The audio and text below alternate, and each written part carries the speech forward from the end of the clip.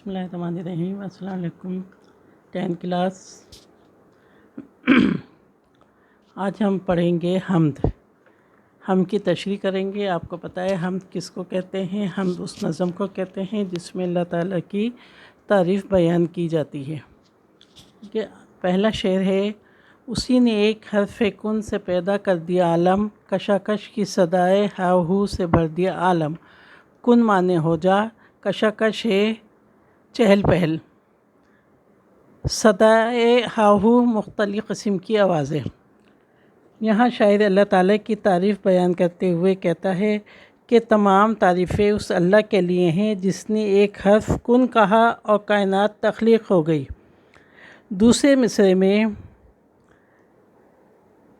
شاعر اپنی بات کو بڑھاتے ہوئے کہتا ہے کہ خالق کائنات کے ایک لفظ کن کا کمال یہ ہے کہ یہ کائنات رنگ و نور سے بھر دی گئی۔ اس زمین اور آسمان کو گہما گہمی کا مرکز بنا دیا گیا۔ آسمان پر سورج، چاند اور ستاروں کی چہل پہل اور رونق ہے، اور زمین پر انسانوں، حیوانوں، چرندوں، پرندوں کی صورت میں گہما گہمی اور چہل پہل پائی جاتی ہے۔ اصل میں شاعر اللہ تعالیٰ کی عظمت اور بڑائی کو بیان کر رہا ہے کہ اللہ تعالیٰ کی ذات اس کائنات میں سب سے بڑی ہے، اور یہی کائنات اس کے ایک لفظ کی محتاج ہے۔ دنیا کی ساری چمک دمک اور رنگا رنگی اسی کی وجہ سے ہے۔ یعنی اللہ تعالیٰ کو اگر کوئی چیز وجود میں لانی ہوتی ہے تو وہ صرف ایک کن کہتا ہے اور وہ چیز وجود میں آ جاتی ہے۔ دوسرا شعر ہے: نظام آسمانی ہے اسی کی حکمرانی سے، بہار جاودانی ہے اسی کی باغبانی سے۔ نظام آسمانی، آسمان کا نظام، بہار جاودانی ہمیشہ رہنے والی بہار، باغبانی اللہ کی نگرانی۔ شاعر کہتا ہے کہ اس کائنات کا واحد اور اکیلا خالق صرف اللہ ہے، جس کے حکم سے یہ نظام آسمانی چل رہا ہے۔ اس دنیا کی ہمیشہ رہنے والی بہار کا اصلی نگہبان خدا تعالیٰ ہے۔ یہ آپ کا اس شعر کا مفہوم ہے۔ اب آپ نے اس مفہوم کو ایکسپلین کرنا ہے کہ اس پہلے مصرعے میں شاعر کہتے ہیں کہ آسمانی نظام جو کہ نظام شمسی اور قمری پر مشتمل ہے، اس سارے نظام کا کنٹرول صرف اللہ کے ہاتھ میں ہے۔ وہی ان چیزوں کو کنٹرول کرتا ہے۔ کسی کے بس کی بات نہیں کہ وہ دن کو رات میں بدل دے یا رات کو دن میں بدل دے۔ یہ تمام کمالات اللہ تعالیٰ کے ہوتے ہیں۔ یہ کائنات اللہ کی تخلیق کردہ ہے۔ اس نے کائنات میں اس طرح ترتیب رکھی ہے کہ کہیں ذرہ برابر بھی اونچ نیچ نظر نہیں آتی۔ ہر چیز اللہ تعالیٰ کے قبضہ قدرت میں ہے۔ اس کائنات میں جس طرف بھی دیکھیں ہر چیز گواہی دے گی کہ زمین اور آسمان کا نظام چلانے والا اللہ تعالیٰ ہی ہے۔ ٹھیک ہے۔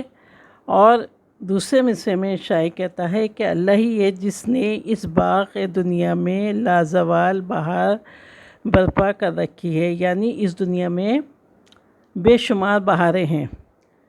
اس باغ کا نگہبان اور مالک صرف اللہ تعالیٰ ہے۔ اللہ تعالیٰ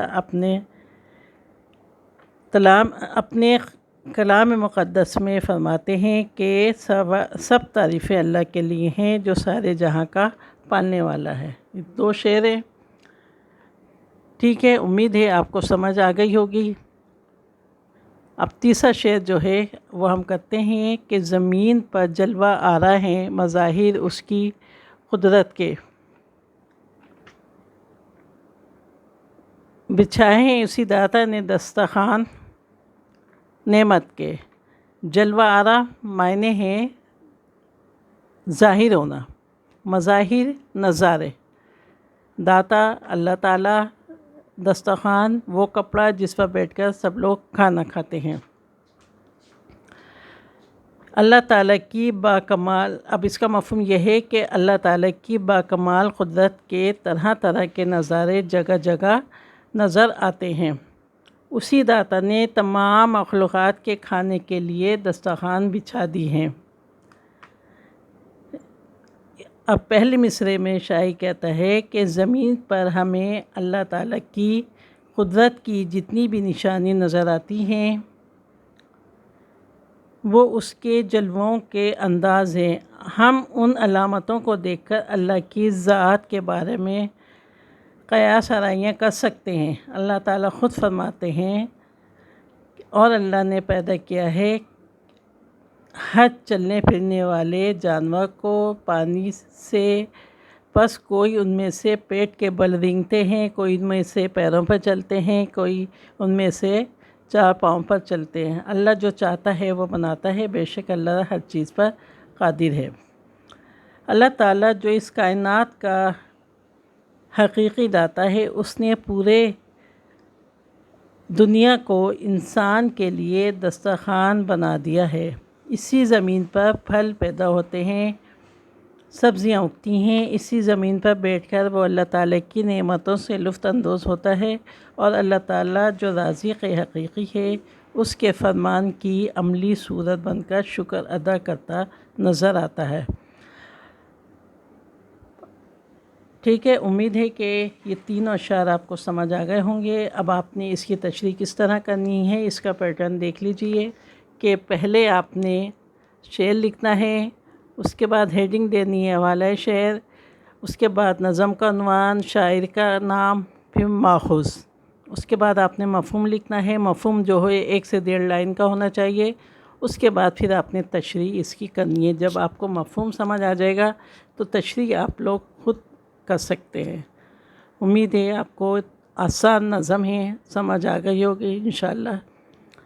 یہ کام آپ نے لازمی کر کے رکھنا ہے۔ اللہ حافظ۔